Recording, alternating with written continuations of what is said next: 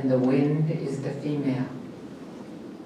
And we as women have to embark upon a campaign to promote a balance. The linear age of man is over. And we represent the circle. And we are being given signs by Tate, the wind, of climate change. She is the circle in the tornado, in the hurricane. She is the eye of the hurricane. And we must listen. And we must know that we are given the signs. That's the spiritual relationship that we have with the universe. We are a universal people. We are a pluralistic society, which encompasses all. So we have an obligation to Mother Earth. And I can never say enough, as many times, that she is tilting, and we can't put her back. So our time is measured, and you and I don't know if it's 20 years, if it's 40 years, or if it's another millennium, but we have an obligation to protect Mother Earth. And we need to save her water for her life-giving so that she in turn can give life. Human survival depends on that gesture. So we're seeking justice in this land. If we don't receive it here, we have petitioned the United Nations Committee to Eliminate Racial Discrimination by Bismarck, North Dakota being the original route and putting it 4 miles because it was going to taint their water. They put it 40 miles south to our homeland. And I don't know why, by what miracle it would be safe for us. So we have filed racial discrimination charges, and that will be heard in November. We are going to the World Court. We are going to the Organization of American States. We are issuing treaty IDs. We are issuing treaty permits for all of the non-Indian people who are come to us. And we are getting to driver's licenses and hunting licenses. So at some point, we know that America has to secede from our territory. So I want to thank you. We're asking that you join us in our struggle for justice. I've been overwhelmed by the 9,000 people who have come to our homeland to support us from all over the world, from America. I'm so blessed, I believe, to witness this historic happening in my homeland. And I want to say thank you to all of those of you who are supporting us. America is changing rapidly, and we don't know what course America is going to take, but we have to create security for our people in our homeland. We have a land base, we have a language, we have all of the makeup to be a nation. And so we're going to the international community, those fora, and no one's going to tell us otherwise.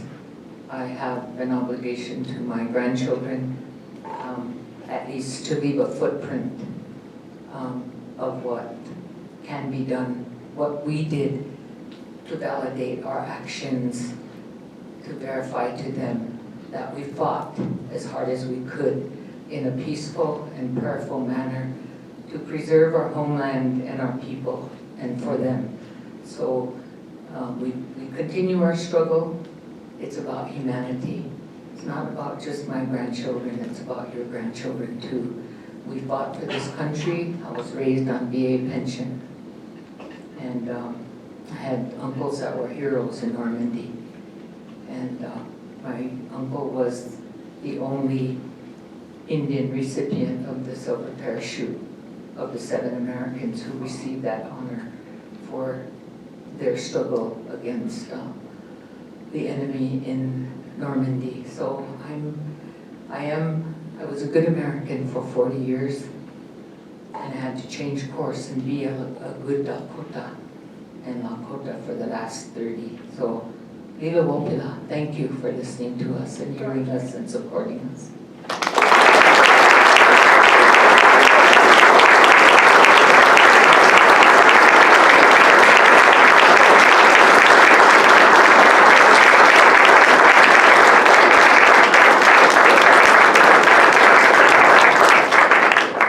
Our third speaker is Kevin Hancock. He comes to us from Maine. If you haven't heard the stirrings of a call to justice, how difficult a call to liberation can be, it's coming. And Kevin comes to us as an example of how to do it, how to hear the sacred, and how to follow with courage that voice. Kevin Hancock.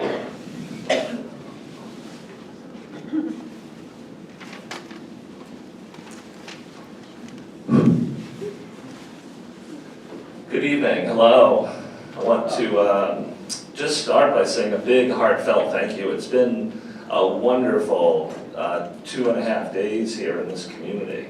Just wonderful. It's been an honor. It's been fun. And it's been filled with listening, learning, thinking, and sharing.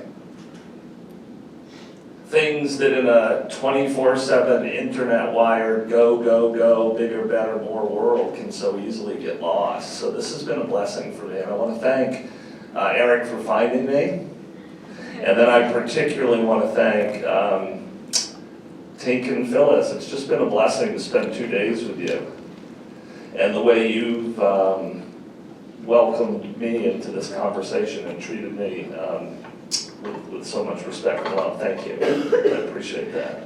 So my story, as it pertains to the book and tonight, starts here. Starts this way. It was the day before Halloween, actually, October 2012, and a guy from a 6th-generation lumber company in Maine, found myself standing alone at the Wounded Knee Massacre site on the Pine Ridge Indian Reservation in the southwest corner of South Dakota. Sometime later, a well-worn car, a res car, pulled up, and an old jewelry maker rolled down her window and with the warmest of smiles said, "What brings you here?" And I reciprocated the smile and extended my hand and leaned in and said, "That is a great question." It was such a great question that it would take me 2 more years and 6 more trips to Pine Ridge before I could answer it. All I knew at the time was that I was searching something universally human. I was searching for my voice on a literal and spiritual level, ironically yet powerfully, in a community where nobody felt heard. And this, I've worn this every day since. This is the necklace I purchased from that jewelry maker. So back home in Maine, in 2010, at the peak of the housing and mortgage market collapse, trying to help lead a lumber company, I began to have trouble speaking. When I went to talk, all the muscles in my throat would spasm and squeeze and contract, and my voice got very, very broken and weak and often impossible to hear. And worse yet, for me, it felt like it took a major athletic feat to push out just a few short sentences. And talking left me sore, dizzy, out of breath, and not wanting to say very much. So I was really thrown off. How in the world would I help lead a lumber company through a housing crisis without being able to talk? And I really had no idea what to do, but my instincts took over, and it got real simple. When you can't always talk, you listen. I got really, really good initially as a defense mechanism at listening. I got really good at asking questions, answering a question with a question, sharing a stage I used to spend all my time on, and ultimately inviting everyone around me to lead. So people would come to me with a problem, and I knew I wasn't going to be able to give a long explanation as to the answer. So they'd come to me with a question and I would start saying defensively, that's a great question. What do you think we should do? And guess what I found when I started asking that question and listening? People knew. They had great answers. And I would simply say, that's a great idea, let's do that.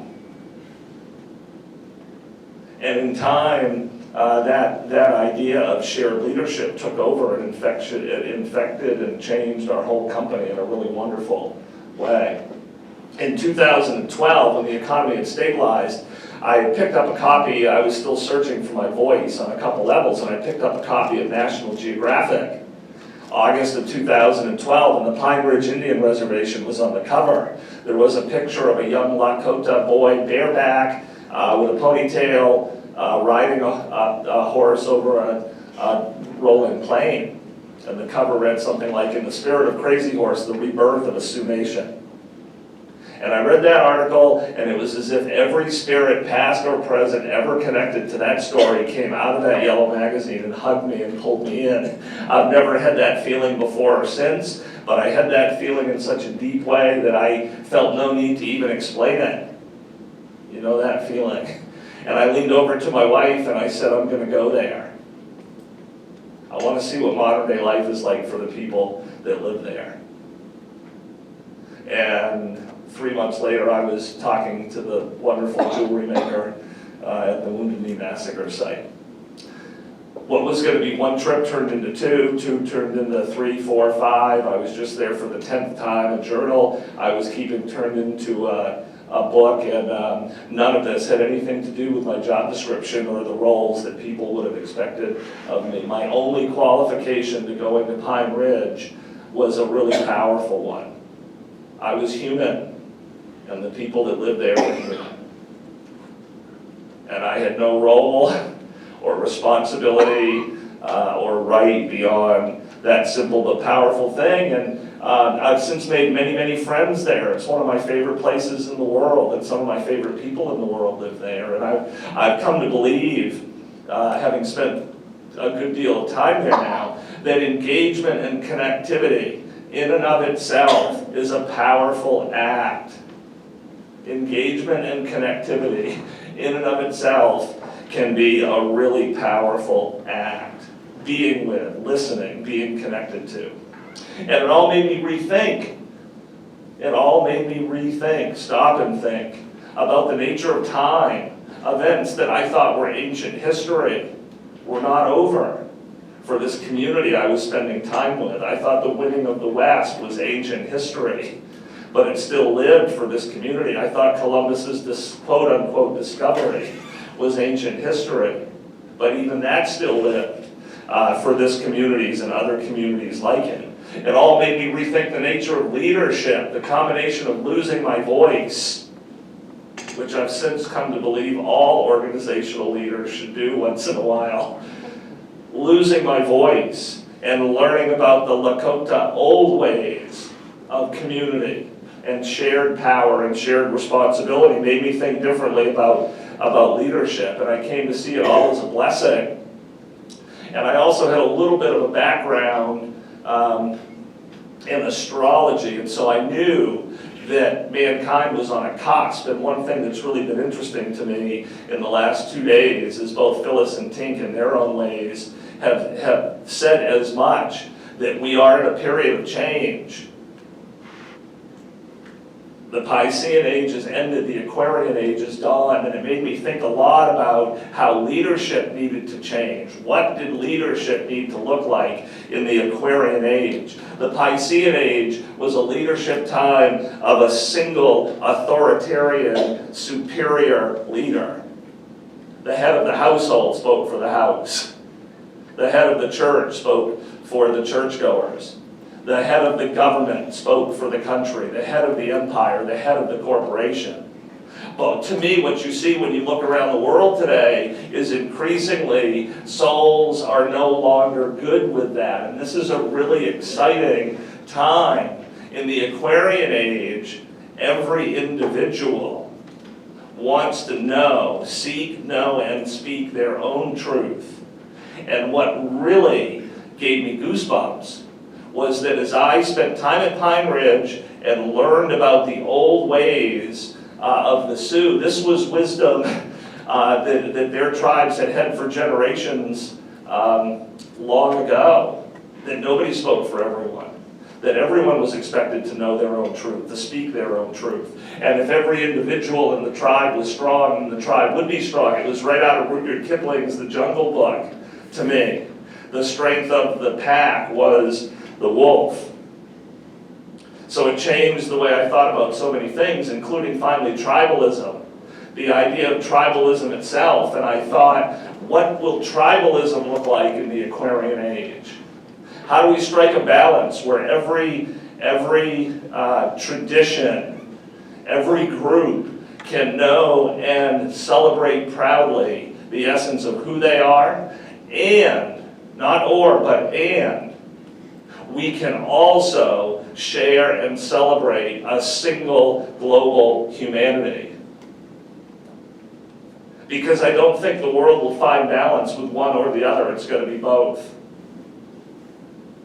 It's got to be both, or so I came to see. I'd like to just kind of wrap up quickly by honoring 4 friends of mine, 4 close friends of mine. I came to learn at Pine Ridge that the number 4 is sacred.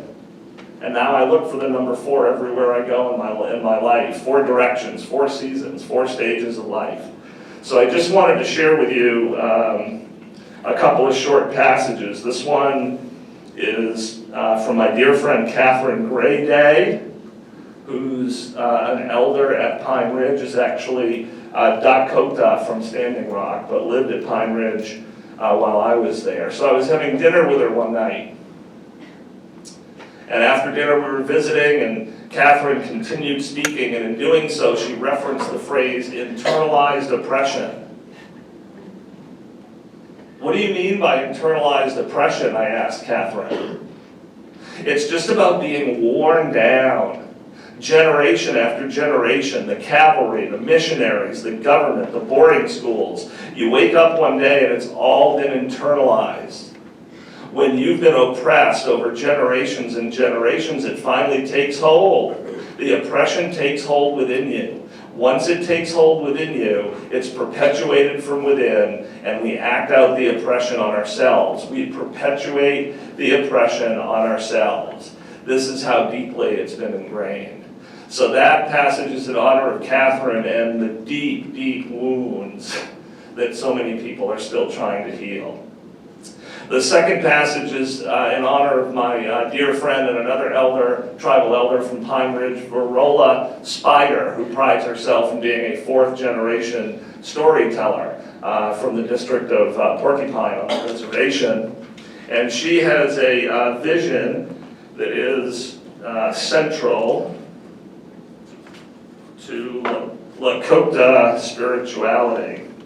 And I wanted to share it with you. It's my wish for the future.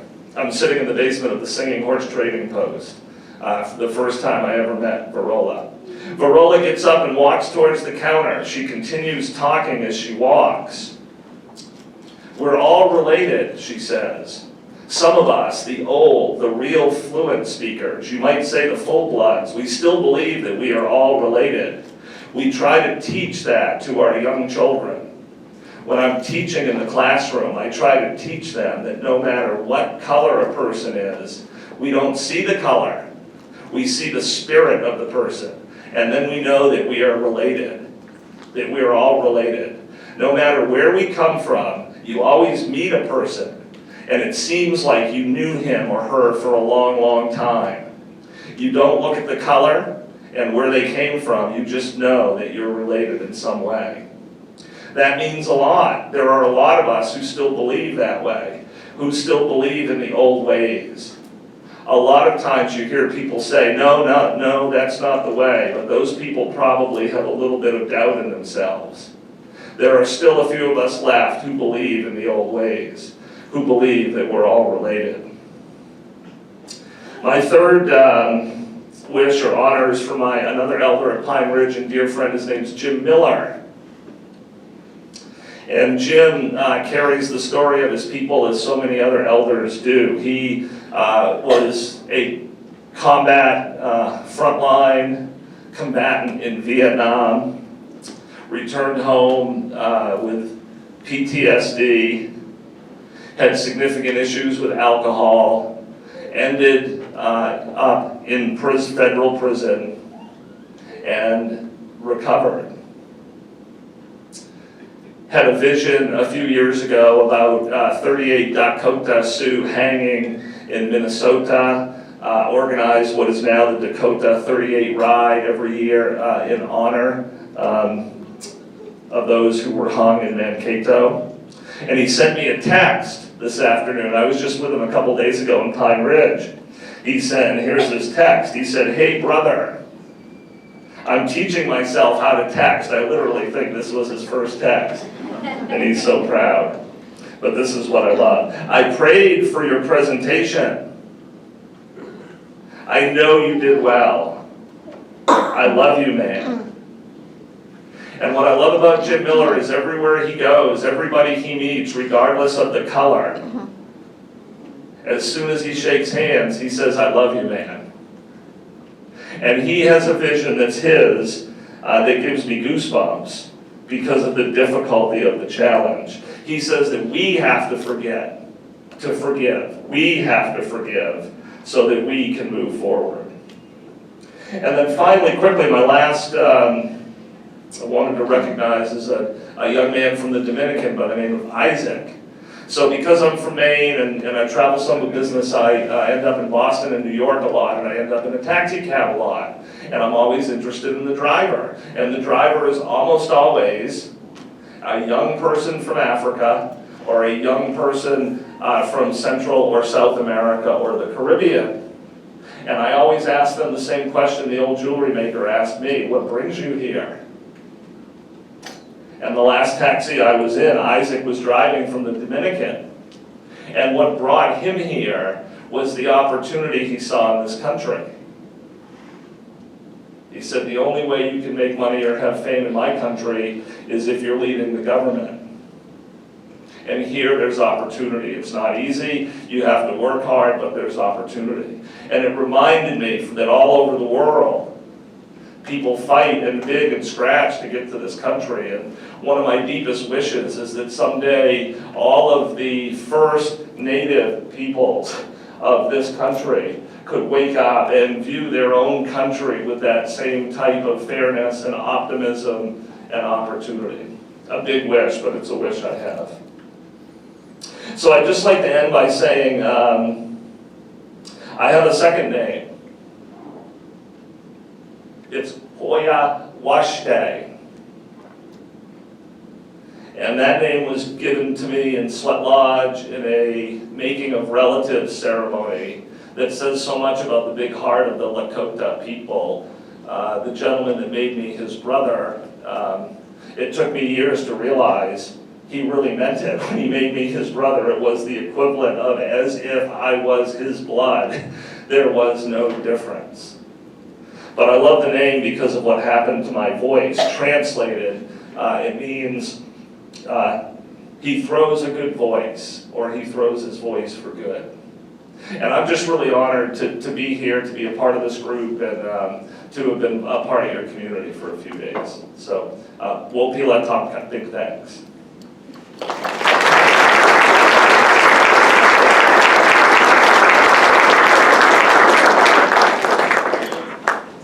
We're going to move on to the second part of the program where we'll put forth some questions and ask all three of our panelists to comment on them.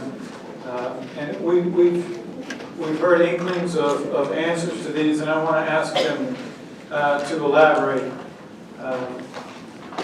In hearing a call to justice, a call to liberation, or to honor the sacred things in your life, they happen in moments. It's almost like you have to catch them out of the corner of your eye. And I wanted Kevin to elaborate further. You know, when you talked about, one of the questions I asked him, if you couldn't have lost your voice, would this have happened?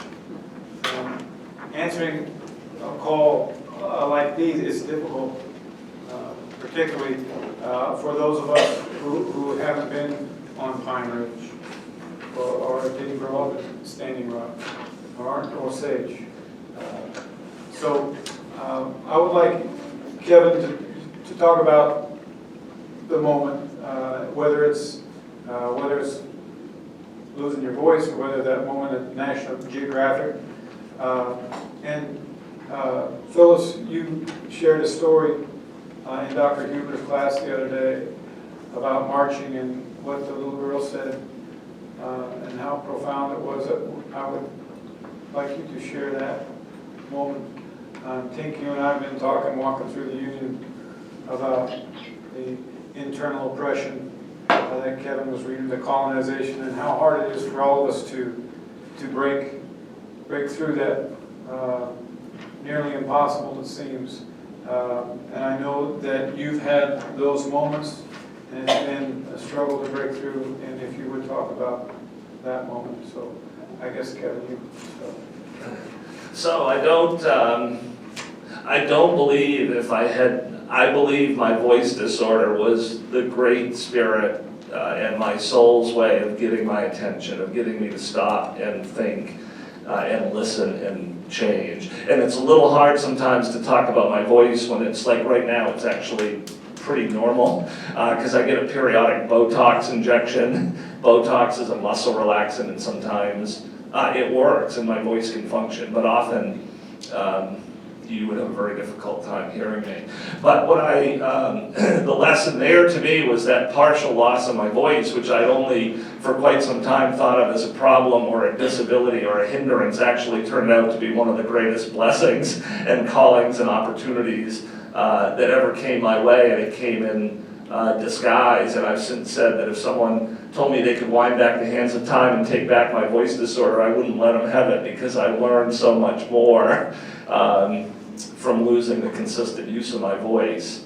It was a real blessing. And once I stopped and I sat still and I started listening more, I was better able to serve and help and collaborate with others. But I also started hearing in a deeper way the whispers of my own soul, and I've since come to believe that when you search that way, done the right way, that being selfish is selfless. For when you start doing those things that make you light up, that make you lose track of time, that make you you, that's when you become that light, that holy light that can give the most back to others. So the loss of my voice turned out to be quite a blessing.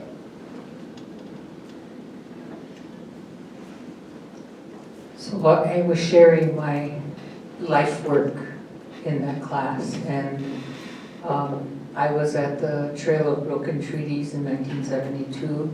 We marched to Washington.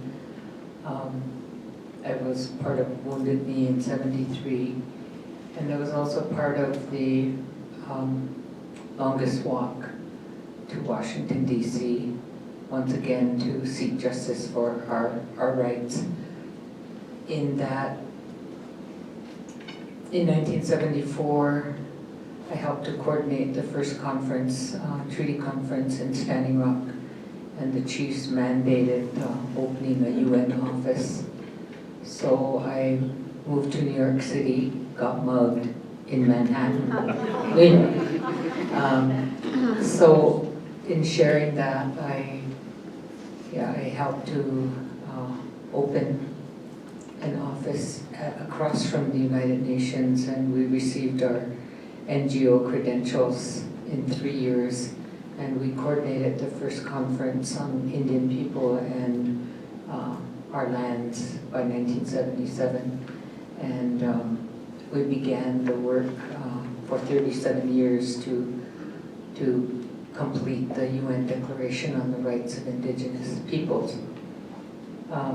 I worked for 20 years, going back and forth, traveling the world to the World Court, studying their procedures, meeting with human rights activists. I actually had a very privileged life in knowing the human rights activists in the world. Two of my best friends, she was one who helped Anne Frank in Holland.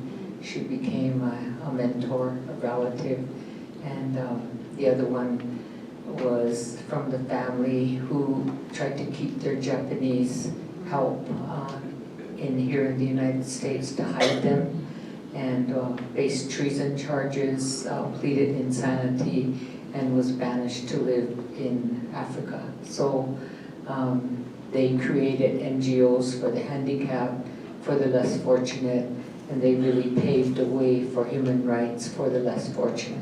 Those were my mentors. And going back and forth for 20 years was very busy. I also introduced my children to the World Court. One of my daughters sat in the Chief Justice seat and declared that we would all be free. So never leaving our family behind and trying to share and embrace and pursue and seek all the principles of human rights. And so doing all that work and then coming home and one day being told by one of the local families on Standing Rock, why are you going all over the world saving people all over when your own people are committing suicide? I stopped in my tracks in 1998 after 20 years, and I went home and I stayed there. And I was very involved in intervention for suicide among my own people. It was the hardest endeavor to try to talk about life and ask them to live, because only Tunkashila can decide the time that we have here, which is like a grain of sand when it comes to time. And so I took the youngest one, he was 10 years old. Later there was a younger girl who was 8, into my home, and I took care of him. And he wanted to be on the computer, he wanted to ride horse, he wanted to go to Wounded Knee, he wanted to go to Pine Ridge where all the real Indians live. And so we went there. And wherever I went, I asked the drum if they could give him a drumstick and help him sing. I took care of the oldest one who tried to commit suicide, and he shot himself in the face, and he was 76. And I gave him a harder time because he was a veteran in the Second World War, and I told him, "You're a tough old man. You need to toughen up for yourself. You have no right to take your life." "Okay, I'm sorry. I'll forgive myself. And you'll pray with me." So I fed him, and we prayed, and he lived out his life. And so Akisha, I did the honor